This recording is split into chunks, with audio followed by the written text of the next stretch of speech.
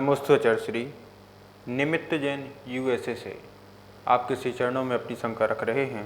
हे गुरुदेव, मैं नित्य आपकी आगम धारा शंका का समाधान सुन रहा हूँ और आपका बहुत ही सटीक मार्गदर्शन रहता है।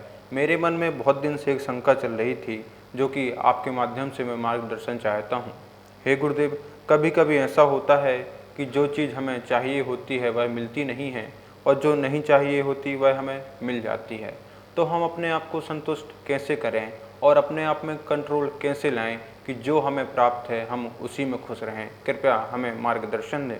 पहले तो संतुष्ट होने का एकमात्र कारण है, जैसे भगवान महावीर स्वामी ने कहा है, जो प्राप्त है वो पर्याप्त है। ये मात्र यदि हम जान लेते हैं तो हम उसमें संतुष्ट हो सकते हैं।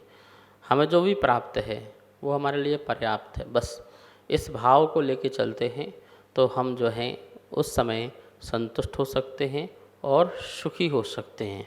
अब रही बात कि जो हम चाहते हैं वो होता नहीं है और जो हो जाता है वो हम चाहते नहीं हैं।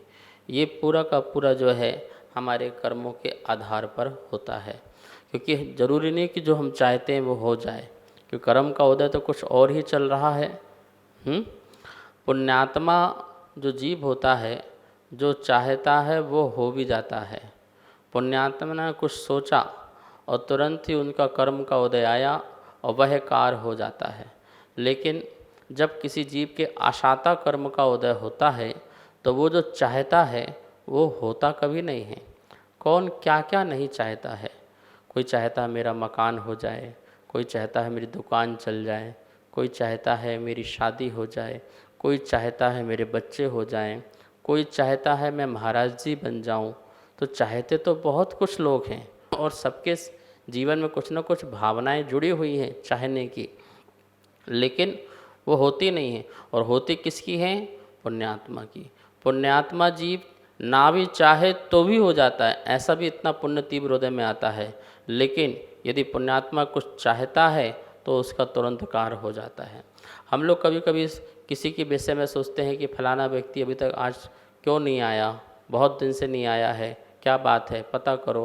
बस बोलना ही होता है और कभी कभी वो सामने आके खड़ा हो जाता है, अरे अभी तो आपको याद किया, अभी तो अपन ने मन में भाव लाए और आप यहाँ आ गए। तो ये होता है पुण्यात्मा जीव। और बाकी कोई व्यक्ति पूरे जीवन भर सोचता रहे पर उसका काम विपरीत ही होता है, तो इसमें हताश होने की ज़रूरत नहीं है, क्योंकि पुण्य के उदय में सब काम हो जाते हैं बिना सोचे भी और सोचने में भी। और जब अपना पाप का उदय चलता है तो हम सोचते भी हैं, करते भी हैं, तब भी नहीं होता है। हमें उस समय कर्म की खेल जो है उनके बारे में समझना चाहिए और जो प्राप्त है उतना पर्याप्त, उसको भाव को रख करके संतुष्ट हो जाना चाहिए। नमोस्तु आचार्य श्री। चेतना जैन शिवपुरी मध्य प्रदेश से आपके श्री चरणों में अपनी शंका रख रही हैं। हे गुरुदेव, जहाँ पर आचार्य परमेष्ठी सत्संग विराजमान होते हैं वहाँ पर भगवान के गर्भालय से ज़्यादा आचार्य श्री के वहाँ पर ज़्यादा भीड़ होती है, तो क्या उस समय आचार्य परमेष्ठी का पुण्य भगवान से ज़्यादा हो जाता है कि आचार्य श्री का यश कर्म का उदय ज़्यादा रहता है भगवान से? कृपया मार्गदर्शन दें। दो प्रकार से तीर्थ होते हैं, एक चेतन तीर्थ और एक अचेतन तीर्थ। चेतन तीर्थ का एक अपना ही जो है ओरा होता है और एक अचेतन तीर्थ का एक अपना ओरा होता है। जिसका जैसा ओरा होता है उसके अनुसार ही वह कार्य हो जाता है। कहीं कहीं चेतन तीर्थ का इतना तीव्र ओरा होता है पुण्य का कि वहाँ पर जो है अनायास ही लोगों का आना जाना होता है, भीड़ लगी रहती है। और कभी कभी जो अचेतन तीर्थ हैं उनका वहाँ का वातावरण, वहाँ का वास्तु, वहाँ का ओरा, आभा मंडल बहुत अच्छा होता है, तो कभी कभी वहाँ पर बहुत भीड़ होती है, साधु को कोई पूछता नहीं है। तो ये अपने अपने ओरा की बात है। देखिए, मंदिर में जो प्रतिमाएं विराजमान हैं वो चेतन तीर्थ नहीं हैं। चेतन तीर्थ क्या है? जैसे अभी वर्तमान में आचार्य उपाध्याय साधु हैं और चौथे काल में चेतन तीर्थ साक्षात अरहंत जो समोषण में विराजमान हैं वो चेतन तीर्थ हैं। सोचिए, यदि उस आज महावीर स्वामी होते समोषण में और यहाँ आचार्य उपाध्याय बैठे होते तो भीड़ कहाँ लगती, बताइए। क्योंकि उस समय उनका पुण्य उनके साथ है, चेतन तीर्थ का पुण्य उनके साथ है, ठीक है ना। लेकिन जो प्रतिमा है, प्रतिमा का तो कोई पुण्य नहीं होता है, प्रतिमा का क्या पुण्य, अचेतन का क्या पुण्य, अजीब का क्या पुण्य, ठीक है ना। वो तो एक भावना जुड़ी होती है प्रतिमा से, हमारी भावनाएं जुड़ी होती है, और जिसकी जितनी ज़्यादा भावनाएं जुड़ जाती हैं वो वहाँ पर अस्य का काम करता है। यदि वहाँ लाखों की भावना जुड़ी हुई है तो वहाँ पर यदि कोई बैठे भी हो आचार्य उपाध्याय साधु तो भी वहाँ कोई नहीं जाएगा, लेकिन वहाँ पर लोग जरूर जाएंगे मत्था टेकने, नमस्कार करने, नमोस्तु करने, और भीड़ जय जयकार होगी, ठीक है। तो ये एक अपने स्थान का, क्षेत्र का प्रभाव पड़ता है, वहाँ के ओरा का प्रभाव पड़ता है। तो यदि कोई मान लो साधु यहाँ बैठे हैं और बहुत यहाँ भीड़ लगी हुई है तो निश्चित ही यहाँ पर साधु के पुण्य का उदय है, क्योंकि प्रतिमा का कोई पुण्य का उदय नहीं होता है। प्रतिमा का तो एक अपना आकर्षण होता है, प्रतिमा का आकर्षण होता है और लोगों की भावनाएं जुड़ी होती हैं, तो वहाँ पर जो है भीड़ लगती है।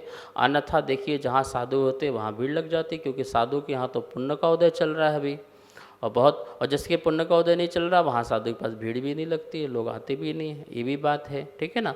तो आप देखिए आपके मंदिर में साधु अचानक आ जाएं, विहार करके आ जाएं, तो आपका मंदिर तो खाली रहता था, और जैसे महाराज जी आए तो क्या हो गया, पूरा का पूरा मंदिर लबालब भर गया, दर्शनालु लोग बढ़ गए, कहाँ कहाँ से लोग आना प्रारंभ हो गए। तो क्या है, ये किसका उदय है, निश्चित ही उन साधु के पुण्य का उदय है, इसलिए यहाँ पे इतने लोग आ गए, भीड़ सुनने आ गए, ठीक है ना। तो इस प्रकार आप कोई मन में ऐसा ना लाएं कि भगवान का पुण्य का उदय कम हो गया। जो भगवान साक्षात होते हैं उनका तीव्र पुण्य होता है, वहाँ तो आचार्य उपाध्याय साधु गड़दर केवली किसी की नहीं चलती है साक्षात समोषण में। लेकिन अभी जो वर्तमान में हमारे मंदिर में जो समोषण हैं वो चेतन तीर्थ नहीं है, वो अचेतन तीर्थ है, एक प्रतीकात्मक रूप से है और तदाकार स्थापना है। और उस तदाकार स्थापना का जो स्थान है या प्रतिमा का आकर्षण है वो कितना है, वो डिपेंड करता है लोगों को बुलाने में और भीड़ को इकट्ठा करने में। सभी को सादर जय जिनेन्द्र। आप नित्य जैन पाठशाला के माध्यम से 6 डाला का स्वाध्याय कर रहे हैं, जो कि पूज्य गुरुदेव के मुखारबिंद से बहुत ही सुंदर स्वाध्याय कराया जा रहा है और जैन आगम के अनुसार आपकी शंकाओं का समाधान भी किया जा रहा है। अगर आपको इस विषय में कोई भी शंका है तो आप हमें नीचे दिए गए नंबर पर भेज सकते हैं और अपनी शंका का समाधान पा सकते हैं। और आप शंका समाधान के पुण्यार्जक भी बन सकते हैं 21 रुपये की राशि के माध्यम से एक दिन के लिए और 11,000 रुपये की राशि के माध्यम से 1 महीने के लिए पुण्यार्जक बनकर अपने पुण्य का संचय कर सकते हैं और शुद्ध ज्ञान की प्रभावना कर सकते हैं। सभी को सादर जय जिनेन्द्र। इस कार्यक्रम के पुण्यार्चक थे